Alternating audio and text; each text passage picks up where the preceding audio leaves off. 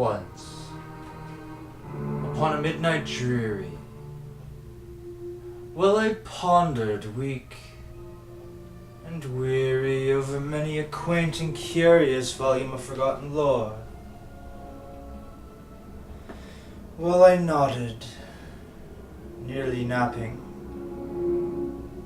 suddenly there came a tapping, as of someone gently rapping at my chamber door. "'Tis some visitor," I muttered, tapping at my chamber door. Only this and nothing more. Distinctly I remember 'twas in the bleak December, and each separate dying ember wrought its ghost upon the floor. Eagerly I wished the morrow, vainly I had sought to borrow from my books surcease of sorrow, sorrow for the lost Lenore. Nameless here, forevermore.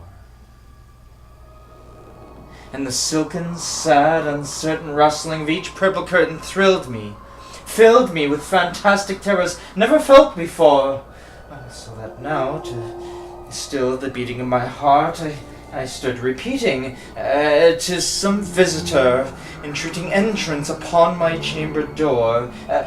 'Tis some late visitor entreating entrance upon my chamber door. This it is, and nothing more." Presently, my soul grew stronger, hesitating there no longer. "Sir," said I, "or madam, truly your forgiveness I implore, but the fact is I was napping, and so gently you came a-rapping, and so faintly you came tapping at my chamber door, that scarce was sure I heard you."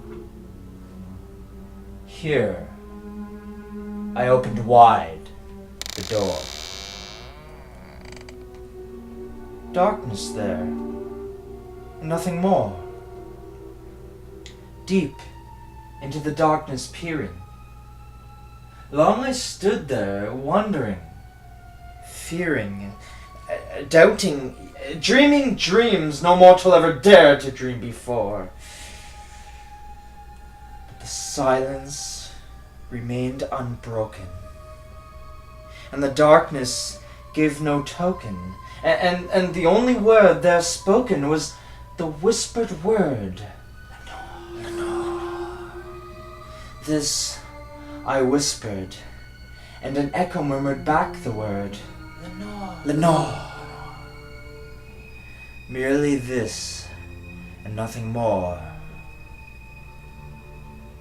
Then this ebony bird, beguiling my sad soul into smiling by the grave and stern decorum of the countenance it wore, "Though thy crest be shorn and shaven, thou," I said, "art sure no craven, ghastly, grim, and ancient raven, wandering from the nightly shore.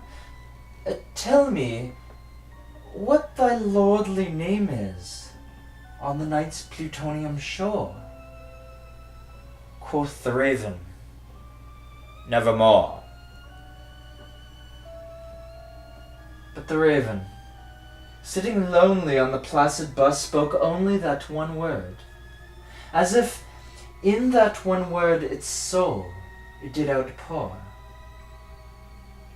Nothing further than it uttered, not a feather than it fluttered, till I scarcely more than muttered, "Other friends have flown before. On the morrow he shall leave me, as my hopes have flown before." And the bird said, "Nevermore." But the raven still beguiled my sad soul into smiling.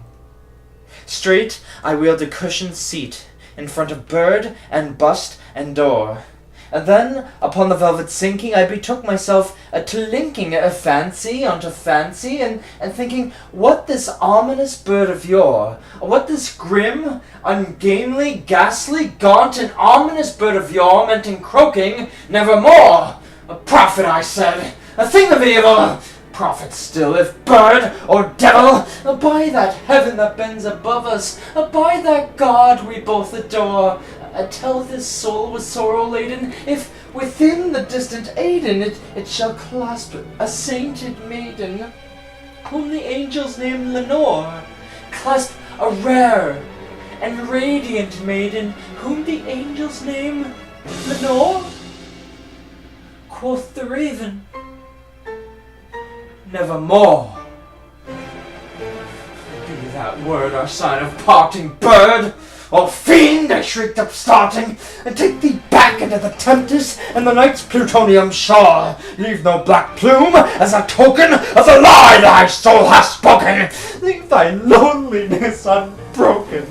Quit the bust above my door. Take thy beat from out my heart, and take thy form from off my door. Quoth the raven, nevermore. But the raven still is sitting on the pallid bust of Pallas just above my chamber door, and its eyes have all the seeming of a demon's who is dreaming. And the lamplight o'er him casts his shadow on the floor, and my soul from out that shadow shall be lifted nevermore.